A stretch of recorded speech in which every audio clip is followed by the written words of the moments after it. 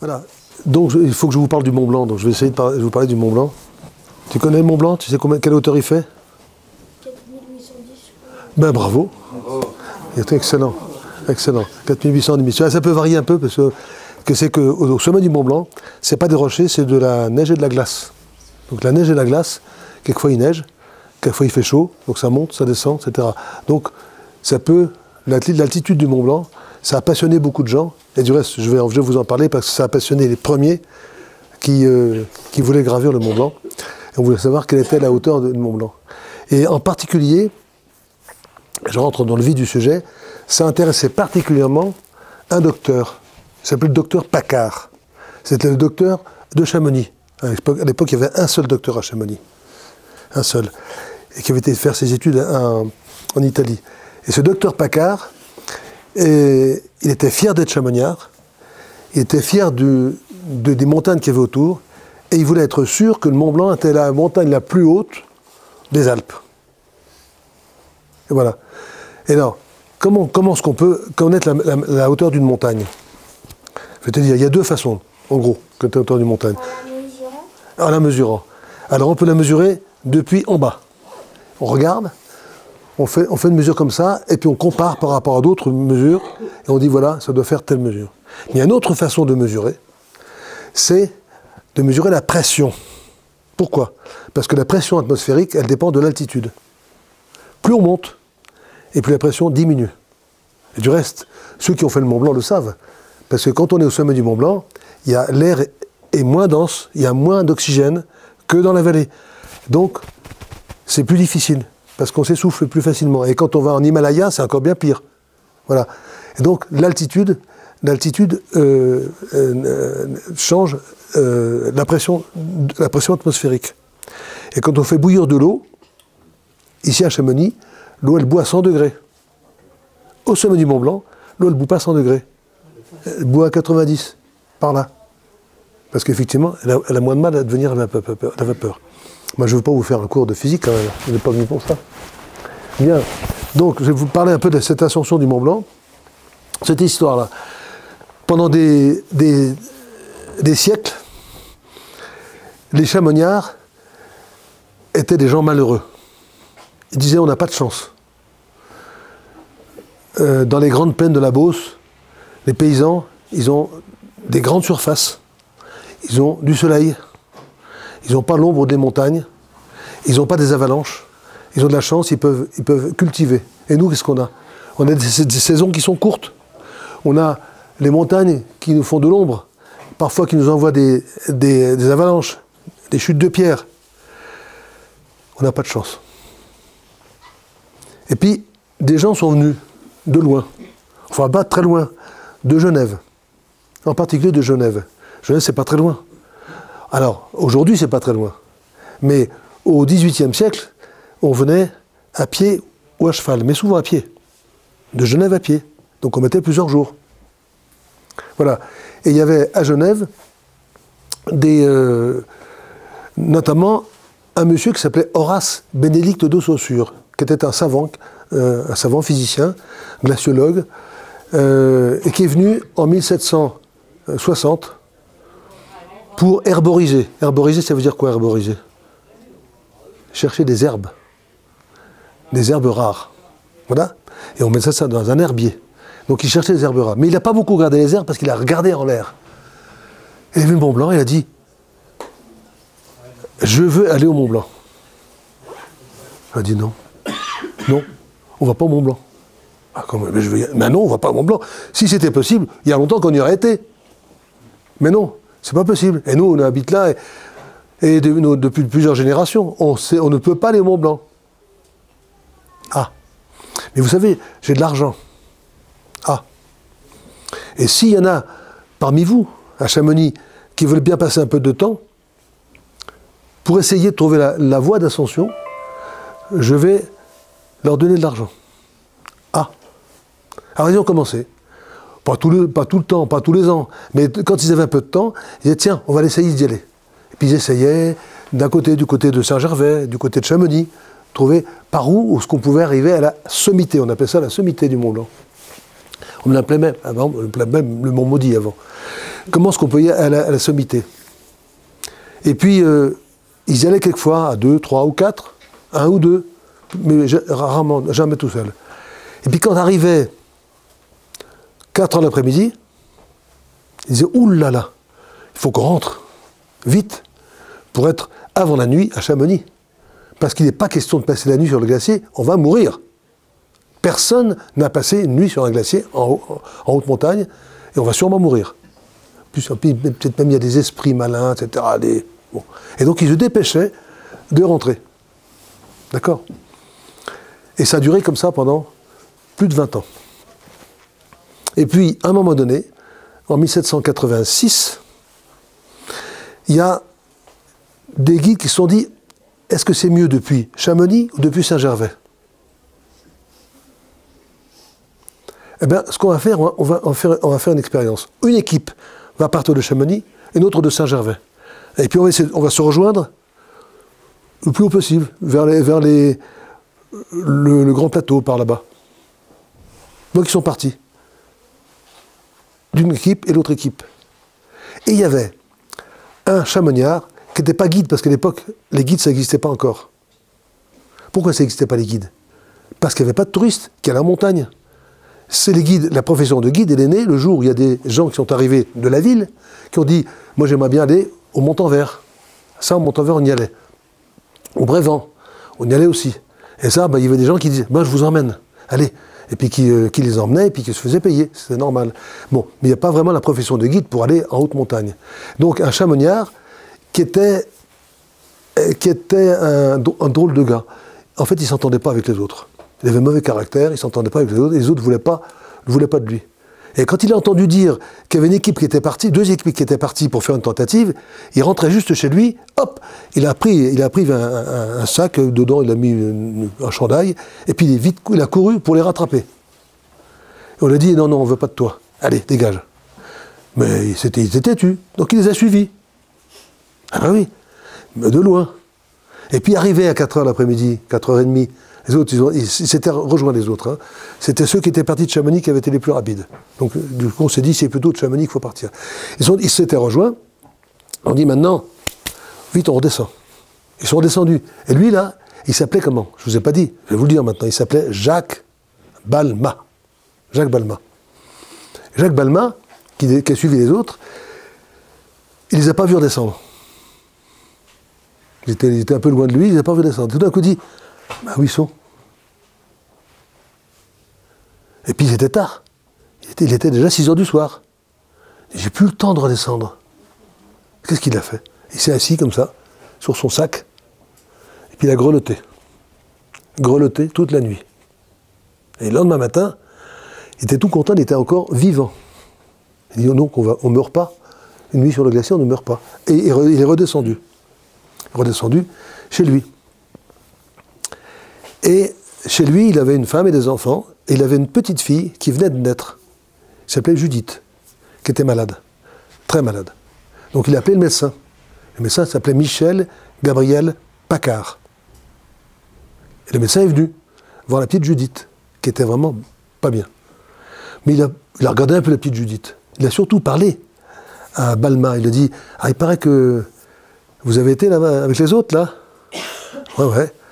Et comment ça s'est passé? Il dit, j'ai passé la nuit là-bas, là-haut, puis je suis redescendu. Et le docteur Paccard, lui, il avait très envie d'aller au sommet du Mont Blanc et d'y aller le premier, avant le savant genevois Saussure, et avant un autre genevois, dont je vais vous reparler, qui s'appelait Marc Théodore Bourrit. Marc Théodore Bourrit. Et alors, c'est un monsieur un peu bizarre. Et il s'est passionné pour Chamonix, passionné pour le Montanvert, et il dessinait bien, il faisait des dessins qu'il vendait du reste. Il chantait bien, il chantait à la cathédrale de Genève, il était chanteur à la cathédrale de Genève, et chaque fois que quelqu'un d'important passait à Genève, il disait « Venez, je vais vous emmener à Chamonix, et je vais vous montrer le Montanvert, vous allez voir comme c'est beau. » Et lui aussi, il rêvait d'être le premier au sommet du Mont Blanc. Donc il y avait plusieurs personnes qui rêvaient d'être premier au sommet du Mont Blanc. Il y avait Saussure, il y avait Bourrit, il y avait Paccard. Qu'est-ce qui va gagner? Bon. Alors, Paccard et Balma se retrouvent chez devant la petite Judith. Et ils décident d'aller faire une tentative ensemble. Mais Paccard, le docteur Paccard, qui avait fait déjà plusieurs tentatives, qui avait réfléchi, beaucoup réfléchi, non seulement sur quel était le meilleur itinéraire, mais quel était le moins dangereux. Parce que quand on regarde d'en bas, on dit, tiens là, ça doit bien passer par là. Sauf que c'est peut-être un endroit où il y a des avalanches. Donc il faut pas y aller. Un endroit où il y a des chutes de pierre, il ne faut pas y aller non plus. Il y a des saisons ou des heures dans la journée où il vaut mieux ne pas y aller parce que la neige et la glace peuvent être un peu fondues et donc il y a des risques d'avalanche, etc. Et lui, il avait pensé à tout ça, il avait réfléchi, il savait l'itinéraire, il le connaissait. Il avait défini, il avait deviné par là où il fallait passer. Et il ne voulait pas y aller tout seul. Il a proposé à Balma d'aller avec lui. Et lui aussi, il savait qu'on ne pouvait pas faire ça en une journée. Ce n'était pas possible, à cette époque-là, de gravir le Mont Blanc en une journée. Donc il fallait prendre son temps, il fallait accepter de passer une première journée, de coucher dans la montagne, et le lendemain, d'aller au sommet du Mont Blanc. C'est ça qu'il avait dans la tête. C'est ça qu'il a proposé à Balma. Et Balma a dit d'accord. Et ils sont partis tous les deux. Et ils ont dit à une marchande de souvenirs à Chamonix, ils leur ont dit, vous regarderez là-haut. Et puis ils ont dit aussi à un Allemand qui s'appelle Baron von Gersdorf, qui était là, Paccard lui a dit, prenez une longue vue et vous regarderez demain, au sommet du Mont Blanc. Parce que aller au sommet du Mont Blanc, c'est bien, mais il faut prouver qu'on y a été. Hein? Alors, Saussure avait promis une forte récompense à ceux qui iraient au sommet, mais il fallait le prouver. La meilleure façon de le prouver, c'est de dire aux gens, surveillez le sommet, quand vous nous verrez là-bas, comme ça vous pourrez dire qu'on y a été. Voilà. Donc ils avaient prévenu et ils y ont été. Et puis ils ont couché dans la montagne,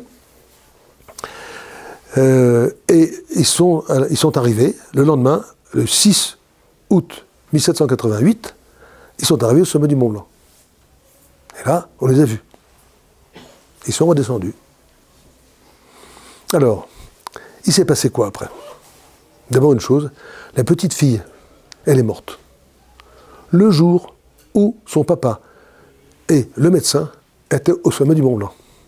Donc le médecin n'était peut-être pas un bon médecin, le papa n'était peut-être pas un bon papa. J'en sais rien, mais la petite fille, elle est morte. Bien. Ensuite, ils sont redescendus, et Balma, il a couru à Genève. Et quand je dis courir, parce qu'il était à pied, à Genève, pour avertir M. de Saussure, je veux dire, ça y est, j'ai été au sommet du Mont Blanc, et pour avoir la récompense. Et puis, avec la récompense, il est rentré. Mais là, il s'est arrêté à Sallanches, parce qu'il s'était... On ne fait pas une journée quand même, hein, Genève-Chamonix. Il s'est arrêté à Sallanches, et là, il s'est vanté d'avoir fait le Mont Blanc, et d'avoir une récompense, etc. Et puis il y a deux gars qui lui ont dit, mais tu vas faire quoi avec cet argent? Il faut le placer, ton argent. Ah oui, bah oui, il faut le placer. Ah bon? Et comment faire? T'inquiète pas, on s'en occupe. L'argent, il ne l'a plus revu. C'était fini. Bien. Et ensuite, Saussure, le savant Horace Bénédicte de Saussure, quand il a su que c'était possible, qu'on avait trouvé la voie, que Jacques Balma pouvait l'emmener, il a dit, je vais y aller tout de suite. Donc il est venu rapidement à Chamonix. Mais le temps n'était pas beau. Donc il a dû renoncer. Il a dit, tant pis, l'année prochaine. Mais il avait vieilli entre-temps, parce que quand il a commencé, en 1760, il avait 20 et quelques années, 25 ans. Là, en 1787, il en avait 27 ans de plus, quasiment presque 30 ans de plus. Donc il avait plus de 50 ans. Mais bon, il avait envie d'aller au sommet du Mont Blanc. Alors là, il a fait ce qu'il fallait. Lui, il a pris, pas un guide, il a pris 11 guides. Et puis il avait un valet de chambre. Il s'appelait Tétu, son valet de chambre. C'est pas de sa faute, il s'appelait Tétu. Son valet de chambre. Il a dit à son valet de chambre, tu viens avec moi? Comment ça? Oui, au sommet du Mont Blanc. Ah bon? Ben d'accord. Donc il est monté avec 11 guides, avec son valet de chambre. Et puis comme il n'était pas très très à l'aise, c'était pas un alpiniste très entraîné quand même. L'alpinisme, il n'en a pas fait beaucoup quand même. Alors il avait trouvé un truc très intéressant. Il y avait 2 guides devant lui, 2 guides derrière lui, qui chacun avait une perche comme ça. Perche comme ça. Donc il était entre les 2 perches, et il montait comme ça, en se tenant aux perches. C'est pas bête, hein? Et la descente, pareil. Il est descendu comme ça, en se descend avec les perches. Voilà. Et donc, comme il était très, très, très connu, il a, lui, rapidement, écrit un petit livre, un petit récit de son ascension. C'est paru rapidement, ça a été traduit, même en anglais, etc. Et il s'est fait représenter. Il y a des peintres qui ont représenté, vous savez, les célébrités, les comtes, les rois se faisaient représenter, on faisait des tableaux. Hein. Lui s'est fait représenter en train de gravir le Mont Blanc et de redescendre du Mont Blanc. Des belles gravures comme ça. Et là, il y a ce qu'on appelle le premier état, le deuxième état. Est-ce que quelqu'un parmi vous connaît la différence entre le premier état et le deuxième état? Je vais vous dire. Premier état, c'est ce qui s'est passé. C'était un monsieur d'une cinquantaine, soixantaine d'années, qui était comme il pouvait, comme ça, et qui descendait comme il pouvait, comme ça, c'est-à-dire sur les fesses. Il n'a pas aimé du tout. Non, ça faut refaire. Donc deuxième état, le même artiste a refait l'ascension de Monsieur de Saussure, la descente de Monsieur de Saussure, un jeune homme, bien fringant, nanana, et un jeune homme bien fringant qui redescend. Pareil. Si ça vous intéresse, il y a un excellent bouquin dans lequel tout ça est reproduit. Voilà. Et donc, le paradoxe, c'est que la première ascension, qui est quand même la plus importante, il n'y a aucune représentation, aucun tableau de l'époque, aucun dessin de l'époque pour représenter ça. Alors que Saussure, parce qu'il était très connu, il y a eu ce dont je vous parle, mais il y a bien d'autres. Il y a plein, et c'est facile quand on fait un bouquin comme ça, de trouver des gravures qui représentent Saussure. Paccard et Balma, il n'y en a pas. Voilà. Et, alors, mais par contre, la première ascension, qu'est-ce qu'il a raconté? C'est pas Balma. Le pauvre, il ne savait pas lire, même pas écrire. J'ai dans mes collections, parce que je suis un peu collectionneur, un document qui est le testament du père de Jacques Balma. Donc le père de Jacques Balma a fait un testament, il a donné à ses enfants ses biens. Il a donné chez le notaire. Et le notaire c'était qui? C'était Joseph Paccard, le père de Michel Gabriel Paccard, qui était le notaire de Chamonix. Donc il y avait le père qui était notaire, le fils, un des fils qui était médecin. Et donc, ce notaire-là, il a rédigé le texte, le testament du père de Jacques Balma, disant je donne, etc. Et à la fin, il dit, les enfants ont signé, tous signés, sauf Jacques Balma, qui a fait une croix pour être illettré.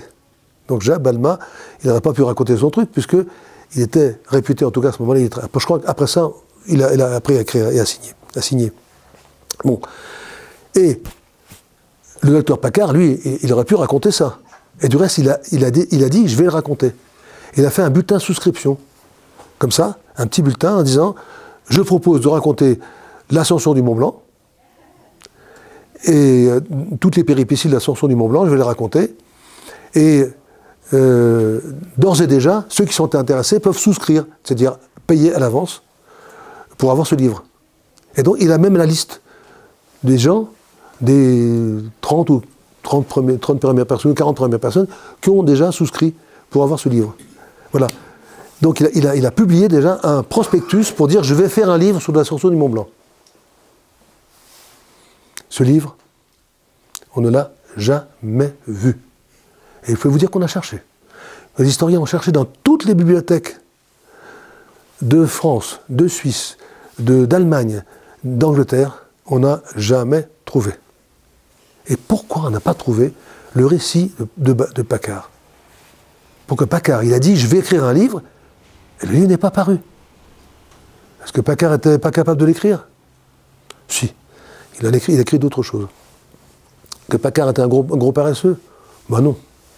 Pas paresseux. Alors pourquoi il n'a pas paru son bouquin? Alors, le récit est paru quand même. C'est le paradoxe. C'est que dans les mois qui ont suivi, dans un journal qui s'appelle Le Mercure de France, c'est un peu le Paris-Match de l'époque, donc il n'y avait pas des photos. Bon, c'était un journal mensuel qui publiait des nouvelles. Et dans le Mercure de France, il y a un récit de l'ascension, première ascension, par Paccard et Balma. Et qui est-ce qui a écrit ce récit? Marc Théodore Bourrit, le chantre. qui était très jaloux du docteur Paccard, très contrarié que le docteur Paccard lui ait grillé la politesse, donc qui a écrit le récit en donnant le beau rôle à Jacques Balmat, en disant c'est Jacques Balmat qui a eu l'idée de faire cette ascension, qui a trouvé l'itinéraire. Et il dit même que le docteur Paccard, à un moment donné, voulait renoncer, il n'en pouvait plus, que c'est Balmat qui lui a dit, bon, attends, ici, je vais au sommet, je viens te chercher. Que Balmat serait monté au sommet, serait redescendu chercher le docteur Paccard, l'aurait tiré, à dire, il faut y aller, il faut y aller, il faut y aller, et aurait réussi à amener le docteur Paccard au sommet. Voilà ce que racontait Bourrit. Et du coup, aussi, Bourrit, il était ami avec l'imprimeur de Genève, qui s'appelait Béranger.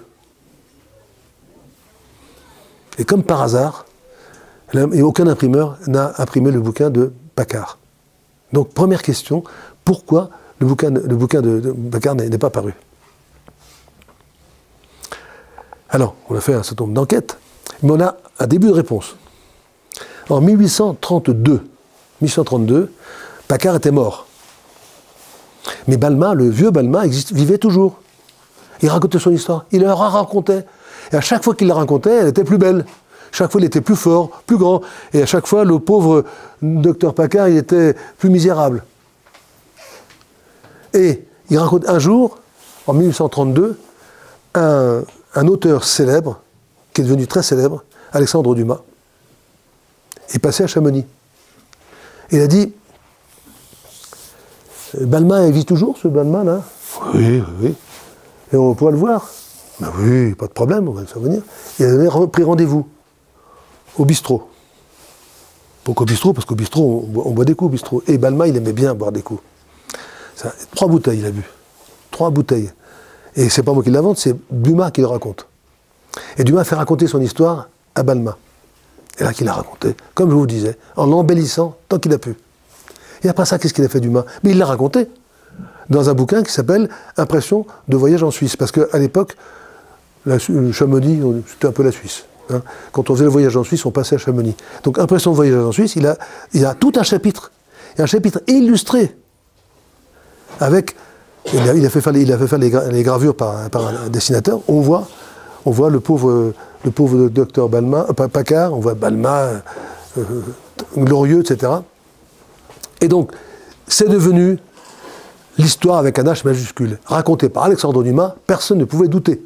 Donc, à partir de 1832, pour tout le monde, l'histoire, c'était celle que Dumas avait racontée, à savoir, Paccard et Balmat ont été au sommet du Mont Blanc, mais c'est Balmat qui a tout fait, qui a trouvé la voie, qui a tiré le docteur Paccard, etc., etc. Voilà. Et comment ça s'est terminé? C'est terminé en 1898, je crois. Vous vérifierez, ceux qui s'intéressent. On a fait une statue à Chamonix. La statue, c'est quoi? C'est qui? C'est Saussure et Balmat. Balmat qui montre à Saussure le sommet du Mont Blanc. Paccard, il n'existe pas. Et à cette époque-là, quand on demandait à Chamonix Paccard, personne ne connaissait plus Paccard. Il était devenu inconnu.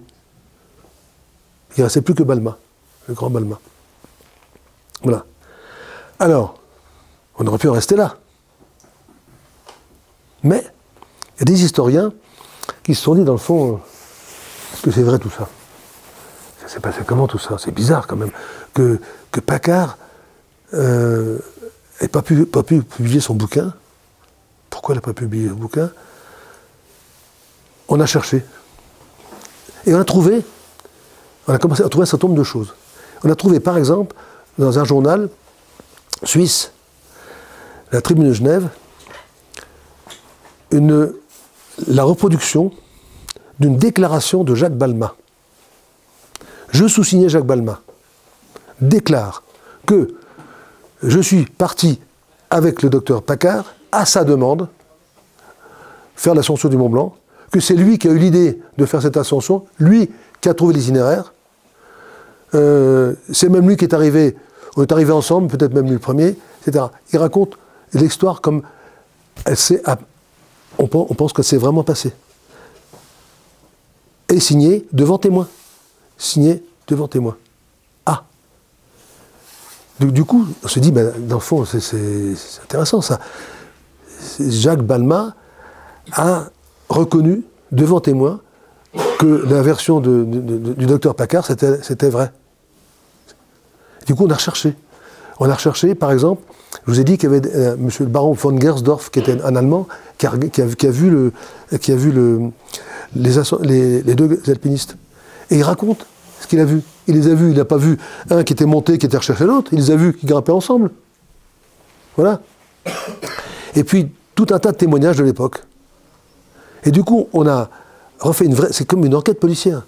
Et donc, il y a un premier, c'était un Allemand qui s'appelait le docteur Duby. Et ensuite, il y a deux historiens alpinistes, Braun et De Beer, anglais, qui ont écrit un bouquin en 1957, dans lequel ils rétablissent la vérité. Mais ils rétablissent comment? Non seulement en expliquant ce qu'ils ont trouvé, mais en donnant tous les documents de l'époque, c'est-à-dire ce que je vous ai cité, et bien d'autres. Tout ce qui s'est passé entre notamment, je reviendrai tout à l'heure, c'est rigolo, entre Bourrit et Saussure, etc. Un bouquin qui était, pour moi, un livre de référence. Et un jour, j'ai dit à Catherine Destivelle, tu devrais traduire ce livre en français. Elle m'a dit, ben, pourquoi pas. Bon. Et puis, un jour, elle m'a envoyé ça en disant, on y va, on va faire la version française de ce livre-là. Elle m'a demandé de m'en occuper. Et du coup, j'ai repris le travail de Braun et de Beer, et je l'ai complété parce que depuis l'époque, on a continué à faire des recherches, et moi-même, j'ai des documents personnellement que j'ai trouvés et qui n'avaient pas sous la main. Donc j'ai complété ce livre, le travail de Braun et de Beer.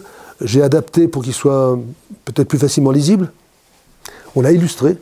Et ça, c'est très courageux de la part de Catherine Destivelle, la directrice des éditions du Mont Blanc. C'est que illustrer un livre, ça coûte de l'argent. Et plus il y a d'illustrations, plus ça coûte. Et moi, j'avais plein de choses que je voulais mettre dedans. Plein d'illustrations que je trouvais belles. Donc, j'en ai parlé de certaines, mais il y a bien d'autres. Et donc, elle a accepté. Elle m'a vraiment laissé faire le livre que j'avais envie de faire. Et donc, je tiens à la remercier pour ça.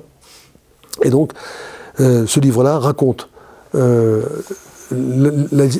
seulement la vraie histoire, mais aussi comment on est arrivé à découvrir cette histoire. C'est-à-dire comment la fausse histoire s'est écrite, comment, après ça, on a redécouvert progressivement la véritable histoire. Et c'est comme une enquête policière. C'est vraiment, moi, ça m'a passionné. C'est pour ça que j'avais proposé d'en faire une traduction française. Voilà, donc je pourrais vous raconter un certain nombre d'anecdotes là, sur le sujet, notamment concernant Bourrit. Alors, celle-là, je vous la raconte. Dans le livre de Braun et de Beer, ils émettent un doute en disant, alors, après la première ascension, Bourrit, qui a pris fait et cause pour Balma, pour enfoncer un peu Paccard, a parlé de lui en termes très très élogieux, et a même susciter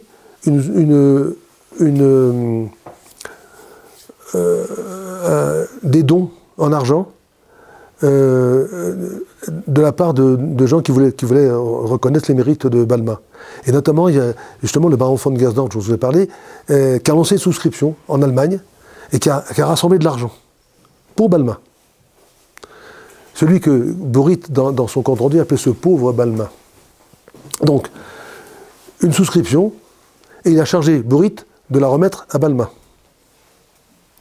Et les auteurs donc, du livre qui a été traduit émettent des doutes en disant est-ce que Bourrit a vraiment donné à Balma tout l'argent de la souscription? Des doutes. Mais des doutes, j'en ai pas, moi. Parce que j'ai une lettre de Balma. Une lettre de Bourrit à Balma.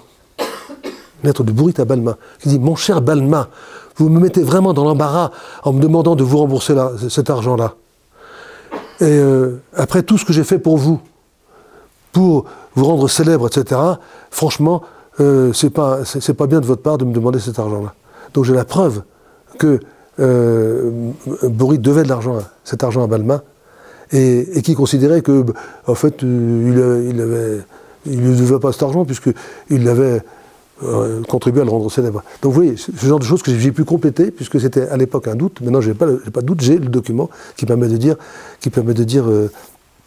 qu'on connaît la vérité. Voilà, donc une autre anecdote concernant toujours ce monsieur Bourrit. Monsieur Bourrit, il a écrit donc des livres très intéressants du reste. Il en a écrit pas mal, sur Chamonix, sur ce qu'il appelait les glacières de Chamonix, sur les Alpes, etc. Mais le tout premier livre qu'il a écrit, ça s'appelle Description des glacières de Savoie. Il l'a écrit en 1773. Et alors, il s'est dépêché de l'écrire. Il s'est tellement dépêché qu'il y a 3 gravures ou 4, et une gravure qui est à l'envers. Gravure à l'envers. Vous savez ce que c'est qu'une gravure? On prend une plaque ou c'est sur de la pierre ou sur du métal. On grave sur le métal, on met de l'encre et on imprime. D'accord? Mais on grave comment? On grave à l'envers. Parce que si on grave à l'endroit, on imprime à l'envers. D'accord? Et Bourrit, lui, il n'a pas pensé à ça. Et sa première gravure, il l'a gravée à l'endroit. Donc elle est à l'envers sur le bouquin. Et il dit, il s'est aperçu après, sur sa légende, il dit « Cette vue sera naturelle dans le miroir ». Il suffit d'avoir un miroir, elle devrait bien. Et pourquoi il était vite comme ça? Pourquoi il s'est dépêché d'écrire ce bouquin en 1773? Parce que quelqu'un d'autre l'a doublé. Un monsieur qui s'appelait monsieur Bordier. Alors qu'est-ce qu'il a fait? Monsieur Bordier a signé MB. Mais MB, ça peut faire Marc Bourrit. Vous croire ça? Et donc Bourrit était furieux d'avoir été devancé par l'autre. Et ils se sont échangés ce qu'on appelle des pamphlets, c'est-à-dire des petits ouvrages de 20 pages, dans lesquels ils s'insultent, ils s'injurient, etc. Et moi, j'ai l'exemplaire. Voilà. Le Bordier en question, l'exemplaire de Bourrit, a noté toutes les pages quasiment de toute sa colère. Voilà. Donc c'est des documents qui permettent, ils sont reproduits là-dedans, documents qui permettent d'aller un peu plus loin dans à la fois l'histoire, dans la personnalité des gens qui ont été les acteurs de cette histoire-là, et dans la compréhension de ce qui se passait à l'époque. Parce qu'évidemment, aujourd'hui, ça ne serait pas possible. Aujourd'hui, il y a des journalistes. À l'époque, il n'y avait pas de journaliste. Ça n'existait pas, le métier de journaliste. On envoyait des articles à une revue, mais il n'y a pas un journaliste, il n'y avait pas un correspondant comme aujourd'hui. Voilà. Et donc, tout ça n'aurait pas été possible.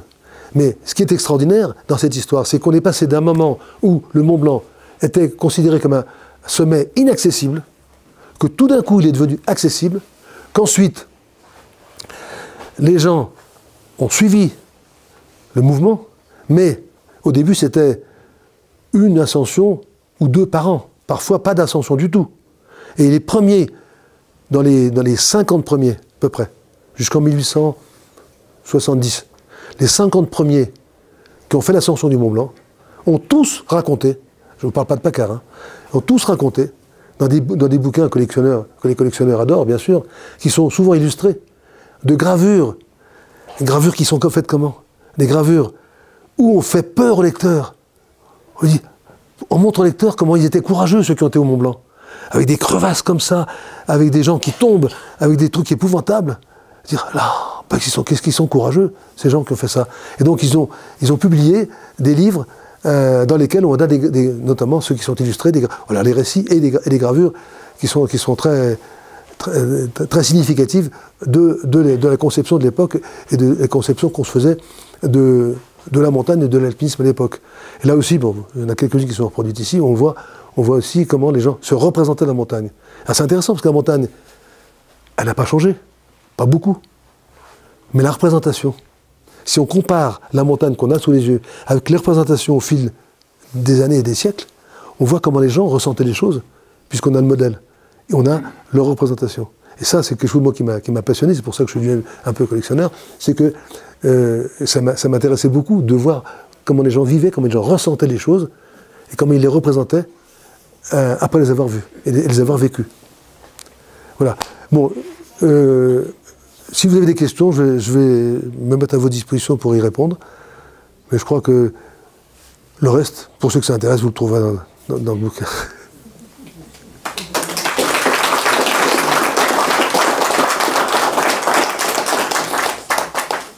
dormi à l'aller ou au retour? Je crois qu'ils avaient dormi au retour du Mont Blanc. Non, non, à l'aller. À l'aller. À l'aller. Ils ont dormi à l'aller. Ce qu'on appelle le gîte à Balma, c'est là où ils ont couché, non? Oui, lors de la... Oui, enfin, c'est ce qu'on dit. Bon, c'est ce qu'on dit. Mais on n'a pas le lieu exact, en fait, parce qu'en fait, il a raconté plusieurs fois. Et parfois, dans ses différents récits, parfois il dit qu'il a couché dans sa tentative, qu'il a couché la veille, enfin, et que le lendemain il est descendu. Dans d'autres récits, il dit qu'il a couché et que le lendemain matin il est remonté plus haut. Il a raconté différentes versions qui étaient tout à fait contradictoires.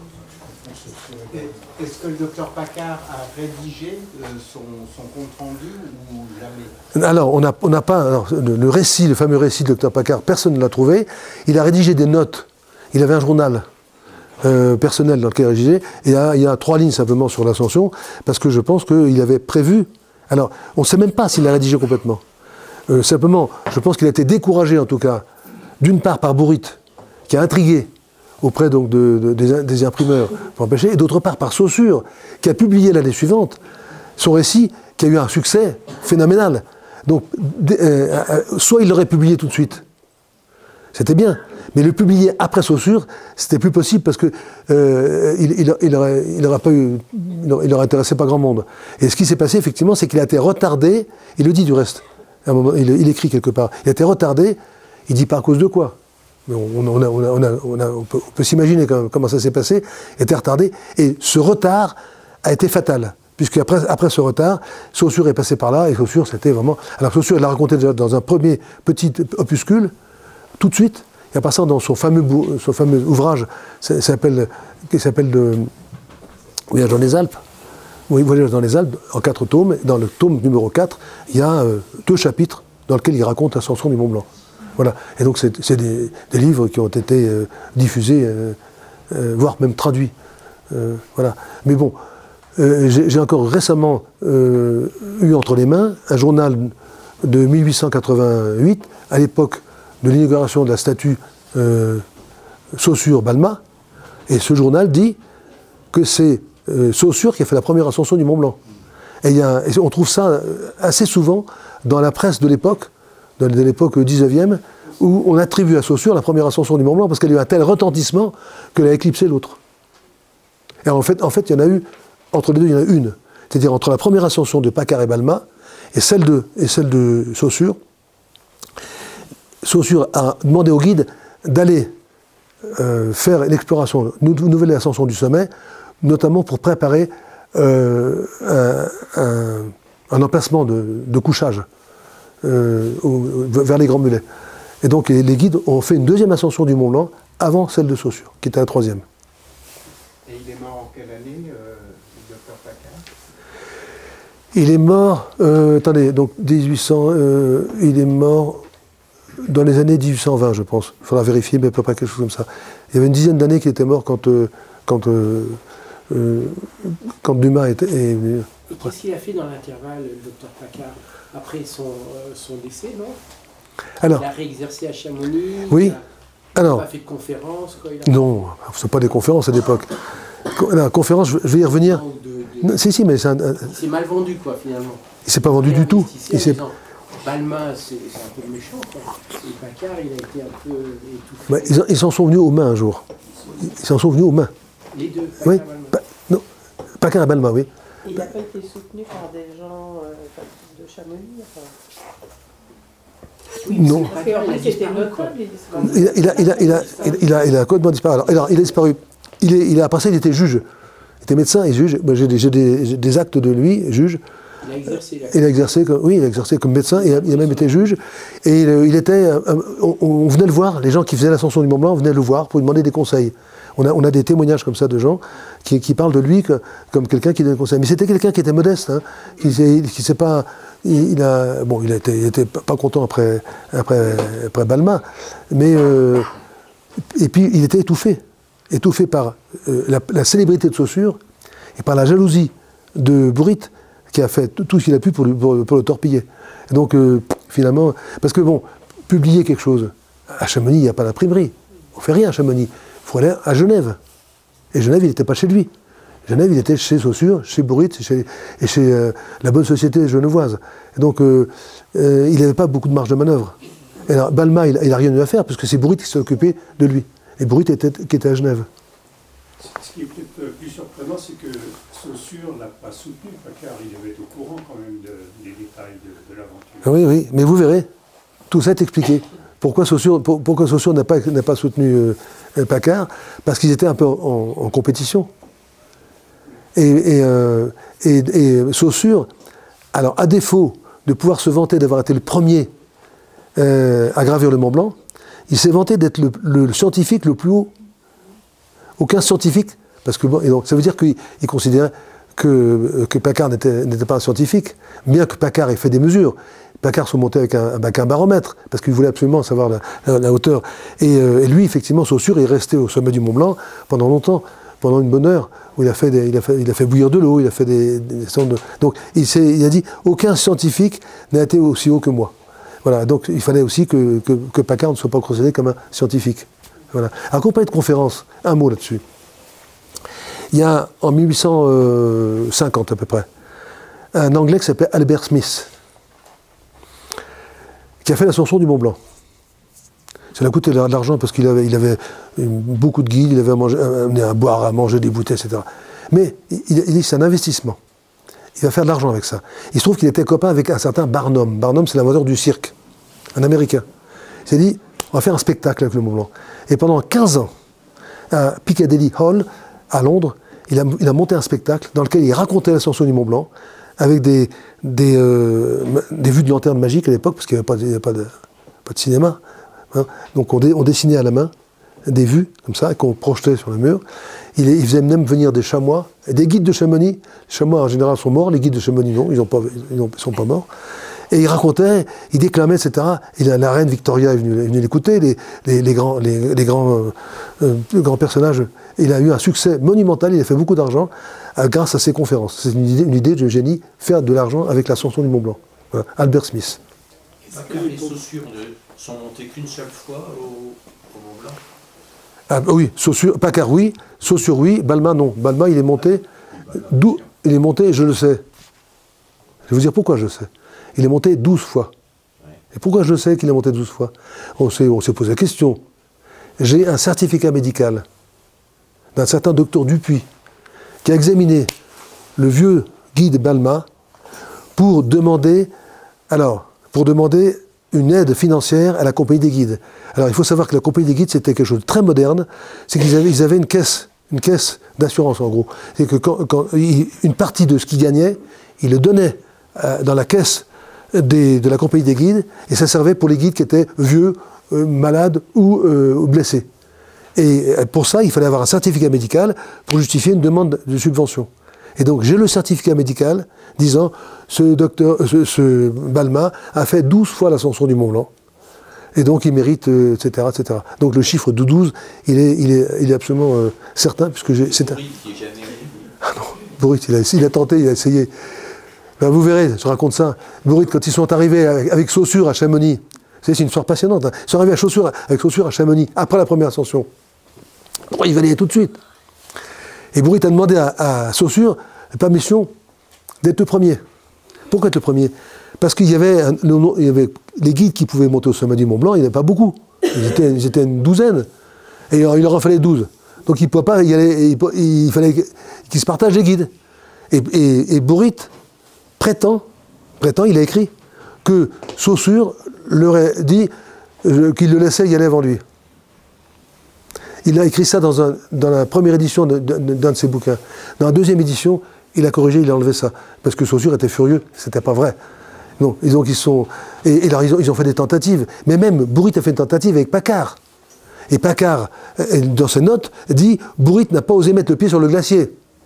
Une autre fois, Bourrit s'était fait faire des chaussures spéciales, fourrées, etc. Sauf que la semelle s'est barrée, et après ça, il est descendu, il n'a plus de semelle assez godasses, etc. Et une autre fois, il est monté assez haut, avec son fils, qui avait à l'époque 16 ans, et il décrit ça, épouvantable, des conditions d'apocalypse, le mauvais temps, etc. Il y a quand même 2 guides et un autre touriste qui a été au Mont Blanc, et il laisse planer le doute, dire, Et au point qu'il laisse planer comme s'il avait été au Mont Blanc, mais il n'a jamais été. Voilà. Il laisse entendre qu'il y a été, mais il n'a jamais été. Donc, je crois qu'il avait très envie, c'est du reste émouvant, il avait très envie d'y aller, pas pour la science, parce qu'il n'était pas scientifique, parce que c'était quelque part l'inventeur de l'alpinisme. Aller au Mont Blanc uniquement pour y aller, pas pour la science. Parce qu'à l'époque, juste un mot là-dessus, risquer sa vie, à l'époque où c'était la religion catholique était quand même dominante, risquer sa vie pour rien, c'est une faute. Il fallait avoir une raison de risquer sa vie. Et Saussure, il avait le choix, il était confortable, il allait pour la science, soi-disant, pour la science. Mais les autres, Bourrit, il y allait pourquoi? Voilà. Donc Bourrit, il y allait parce qu'il avait vraiment envie d'y aller. Donc ça, je trouve que malgré tous ses défauts, moi je trouve un personnage un peu attachant parce qu'il avait vraiment envie d'aller au sommet de la montagne pour le plaisir, je ne sais pas si on peut dire le plaisir, pour l'envie en tout cas d'y aller. C'était un peu l'alpinisme. Est-ce que les tombeaux de Paccard se trouvent ici à Chamonix? Parce que Balma a disparu. On n'a plus trouvé son corps. Il est mort. Balma est mort. Balma est mort. Et Paccard? Paccard, oui, Paccard, il est mort dans son lit. Oui, je crois. Je crois, je ne suis pas sûr, mais je pense que oui. Paccard, Balma, par contre, il est mort en cherchant de l'or. En cherchant de l'or, il est tombé dans une crevasse. Et du côté, vers les aiguilles rouges, là, derrière. Là. Il était avec quelqu'un d'autre, mais on ne l'a pas su pendant longtemps. Pourquoi?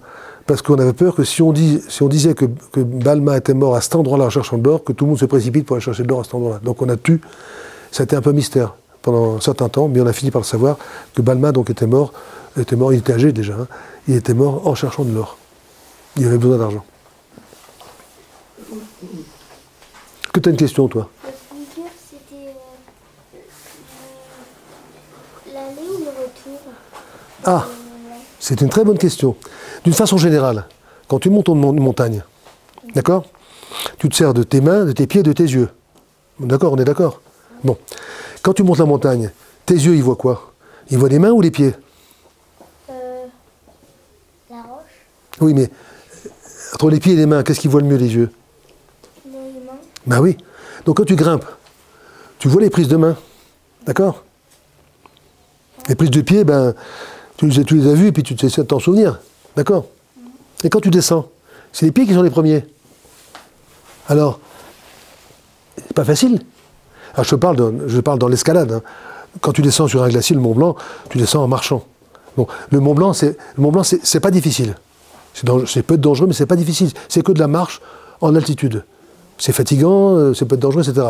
L'escalade, c'est différent. L'escalade, il faut trouver des prises, etc. Donc l'escalade, la montée est plus facile que la descente. C'est pour ça qu'on descend en rappel en général. Ou on descend par un autre endroit plus facile. On monte par la face difficile, on descend par la face moins difficile, en général. Vous avez dit qu'avant de s'appeler le Mont Blanc, il s'appelait le Mont Maudit. Ouais. Est-ce qu'il y avait, parce qu'il y avait eu énormément de tentatives catastrophiques? Non, pas du tout. C'est parce que quand on ne connaît pas quelque chose, on imagine le pire. Surtout quelque chose. La montagne, de façon générale, c'était des avalanches, c'était, j'ai dit au début, le manque de soleil, etc. C'était un fléau. La montagne, pendant longtemps, je ne parle pas une parenthèse quand même, les sports d'hiver. Les stations de sports d'hiver aujourd'hui, avant les sports d'hiver, les gens disaient, mais nous, merde, la neige arrive déjà. Ils étaient catastrophés. Maintenant, heureusement, la neige arrive. Bon, là, c'est pareil. À Chamonix, c'était la galère. Bon, et donc, l'inconnu, on imaginait un tas de choses. On se racontait un tas de choses, et puis personne ne pouvait vérifier. Donc, on imaginait même des dragons. Et j'ai des bouquins, moi, il y a des bouquins où on voit des dragons. On faisait croire aux gens qu'il y avait des dragons dans la montagne. Donc, tant que personne n'y avait été, on le croyait. Et c'était une bonne raison pour ne pas y aller, en plus. Voilà. Mais l'altitude, voilà. Ouais. Dans les écrits de Jacques Balma, plus tard, est-ce qu'on a retrouvé d'autres attestations de sa première main sur l'ascension du Mont Blanc? Non, alors, de sa première main, il y a un reçu de l'argent que lui a donné Paccard, parce que Paccard l'a payé. Et Paccard lui a demandé un reçu. Et ça on a une trace de ça. Par contre, ce dont je vous ai parlé, c'est-à-dire l'attestation la déclaration qu'il a faite devant témoin, ça a été reproduit par le journal de Genève ou de Lausanne, mais on n'a pas l'original, malheureusement. Donc on ne sait même pas s'il l'a vraiment signé. En tout cas, c'était devant témoin. Alors, pourquoi on n'a pas l'original? Pas compliqué. À l'époque, il n'y avait pas de photocopieuse. Donc il y avait un original, et qu'est-ce qu'il a fait, lui? Il l'a envoyé au journal, qu'il l'a peut-être envoyé. Il l'a peut-être envoyé après ça au baron von Gersdorf, à un des témoins, à quelqu'un, et il a pu retrouver. Parce qu'il n'avait que l'original, il ne pouvait pas faire de copier, de photographier l'original. Voilà. Donc malheureusement, on n'a pas cet original, on a simplement, par contre, on imagine que le journal n'a rien inventé, qu'il a reproduit, et à la lettre près, le document qu'il avait. Du reste, Bourrit a répondu, etc. Ils se sont répondus jusqu'au moment où le journal a dit c'est la dernière fois qu'on publie quelque chose là-dessus parce que nos lecteurs commencent à en avoir assez. Bon, ça s'est arrêté comme ça. Mais c'est passionnant de voir ça. Petite question, est-ce que le docteur Paccard a retrouvé la vue complètement après l'ascension? Bien sûr, mais évidemment, comme beaucoup d'alpinistes qui ont été victimes d'ophtalmie des neiges, c'est quelque chose de très courant. Et on perd la vue. Mais après lui, du reste, d'autres alpinistes ont aussi été victimes en allant au Mont Blanc d'ophtalmie des neiges. Donc ils ont les yeux brûlés, ils restent dans le noir pendant 2-3 jours, et après ça revient. Ça, c'est quelque chose d'assez banal. Bon, mais jusqu'au jour où ils se sont rendus compte qu'il fallait se protéger, effectivement, du soleil, pour des raisons de sécurité. Cela dit, dans mes collections aussi, j'ai des photos anciennes ou des cartes postales anciennes de touristes sur la mer de glace, des années 1900-1920. Et j'en ai une que j'aime beaucoup, où on voit une dame, visiblement de la bonne société, et du reste, c'était que des gens de la bonne société qui allaient se faire photographier à la mer de glace, parce qu'il fallait quand même avoir des moyens. Elle est là avec un tulle noir devant la figure. Et pourquoi est-ce qu'elle avait un tulle noir devant la figure, la dame, à ton avis? Pour